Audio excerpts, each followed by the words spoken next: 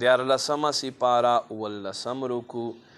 سوره ابراهیم پنځم رکوع دیارلسمه سپاره اولسم رکوع سوره ابراهیم پنځم رکوع بسم الله الرحمن الرحیم الم تر الى الذین بدلوا نعمت الله کفرا آیا تا ونه کتل او خلقو ته چې الله نعمت په ناشکرۍ بدل کړو واحلوا قومهم دار البوار او خلق راوست د قوم تبعی په کور باندې ودرول جهنم یصلونها جهنم ته به دوی دننه کیږي وبئس القرار او څومره پاته کېدو بد ځای دی وجعلوا لله اندادا الله سره شریکان وګرځول لیضلوا عن سبیله لپاره دې چې دوی الله له لارې نه ګمراه کړي قل ورته وفرمایه تمتعوا فایدې حاصلې کوئ فان مصیرکم الی النار بیا تاسو انجام چې دی هغه اور دی قل ورته فرمایلی عبادی الذین زما هغو بندګانو ته آمنو چې ایمان راوړی و یقیمو الصلاة مونځ یې قایم کړو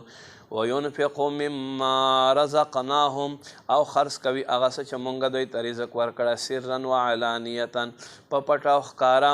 من قبل مخکې تر دې ان یأتیه چې راشي یوم یوه داسې ورځ لا بیع فیه چې نشته په دې کې کول خرڅول ولا خلال او نه په دې کې یارانه الله الذي الله غزات خلق السماوات والارض چې پیدا کړه اسمانونه او ځمکې وانزل من السماء ماء اسمان نه اوبه راښکته کړې په اخرج به من الثمرات رزقا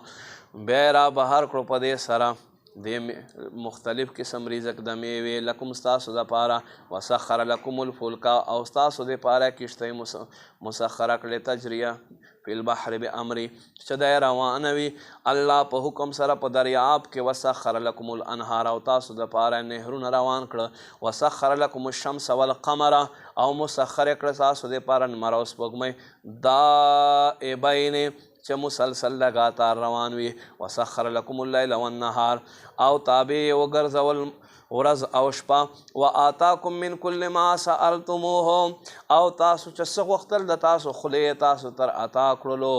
وان تعدوا نعمت الله که تاسو الله نعمتونه وشمارئ لا تحصوها تاسو به